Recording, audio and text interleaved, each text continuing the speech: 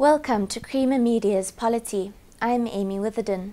I am at the Institute for Security Studies in Pretoria to meet with Ottilia Maunganidze to discuss the International Criminal Court and the crime of aggression. Ottilia, a recent paper from the ISS outlines the crime of aggression, which is expected to come to the fore at the upcoming 10-year review conference of the International Criminal Court. What is the current definition of the crime of aggression? The current definition of aggression is defined under customary international law, in terms of which it involves any acts of force, forcible entry into any state by one country, bombardment, as well as any attack, any unjustified attack on another country where the reason is not self-defense. It's primarily under customary international law, though the Nuremberg International Tribunal as well as the Tokyo Tribunal after World War II provided a definition for it as well. So it is currently defined in our legal systems. So you said it's between sovereign states across borders. Does the crime of aggression not apply internally in the case of like civil war? At the moment, it doesn't apply internally. It has to be a crime against the sovereignty of a country, against the territorial integrity of a country especially. What is the purpose behind prosecuting the crime of aggression? The main reason is it's a grave crime against humanity in itself.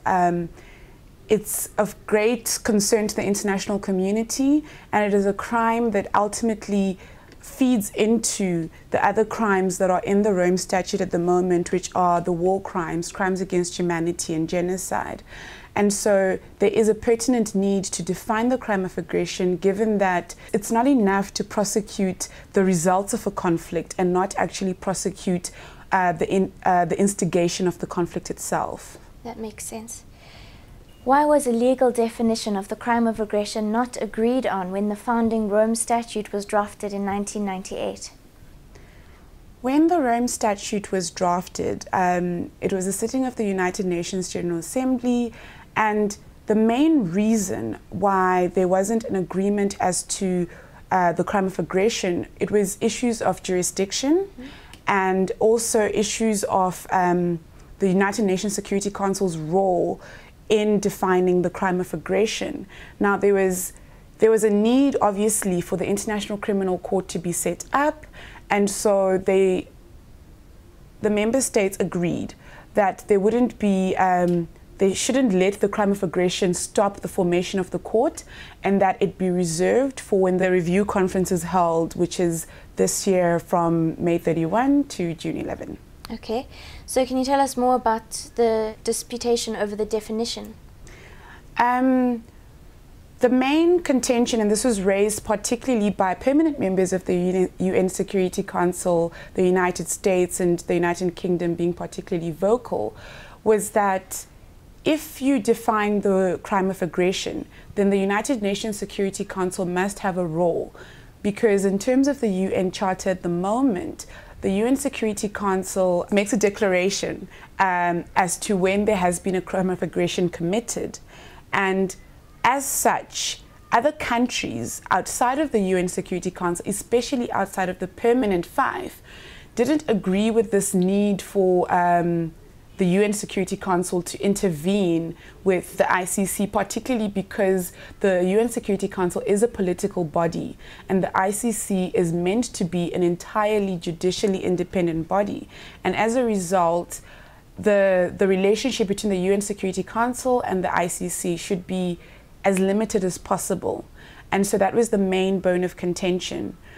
There were also issues, definitional issues that arose, particularly in terms of what really constitutes a crime of aggression or an act of aggression. Whether, like you pointed out earlier, whether it's an internal conflict, would that constitute a crime of aggression? Would that fall within the ambit of a crime of aggression? Or whether it must only be a crime where, as I stated earlier, a third party or another state intervenes in the conflict.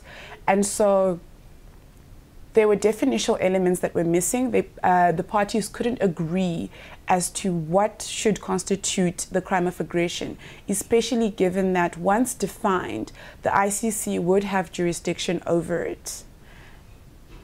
So it remains unresolved 10 years on? It does.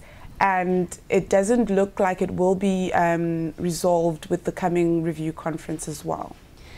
Why are African states parties particularly concerned about the crime of aggression? It's a common fact that at the present moment, the cases that are being tried before the ICC are from the African continent, despite the fact that there are investigations ongoing in Georgia and Afghanistan, for example. And as a result, Africa has a legitimate concern as to whether the crime of aggression will also follow suit.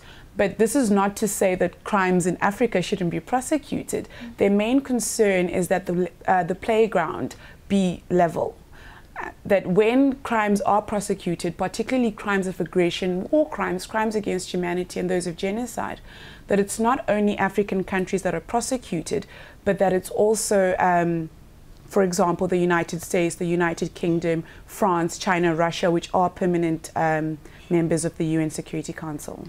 So would African states or the developing or weaker states rather have the General Assembly having more of a say than the Security Council, where there's sort of a more even balance of power?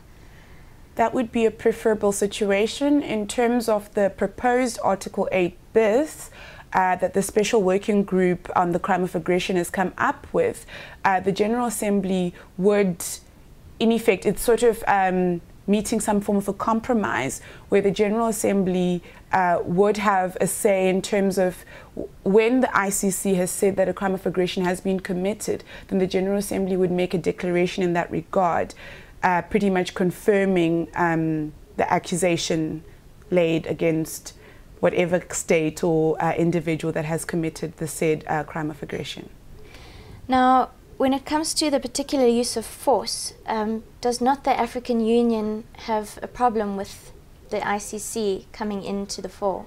Indeed it does. The African Union has a peace and security architecture in which it specifies specifically that African states will be part of the peacekeeping forces coming from the African Union. But not only that, where necessary, the African Union can intervene in a crisis. An example would be the case in Darfur at the moment, where there is an African Union, a hybrid African Union UN peacekeeping mission. And in this regard, if the crime of aggression is defined in such a way that it simply relates solely to the sovereignty of a country and the coming in of any forces, then the African Union would have a problem with that, because peacekeeping missions like that would not be allowed in terms of the definition of the crime of aggression. So the crime of aggression needs to be defined in such a way that it doesn't limit the possibility of intervening in conflicts. What stance do you think that Africa should take at the review conference in June? I think the key thing is that the crime of aggression doesn't overshadow the review conference. Now, obviously, the review conference, it has been specified that the crime of aggression will be on the program. It has to be there in terms of Article 5.2 of the Rome Statute. However, it mustn't overshadow the proceedings. At the moment, because of there's a split between countries pushing for a definition of the crime of aggression and countries that aren't, which is a great cost for the progress that the ICC has already made.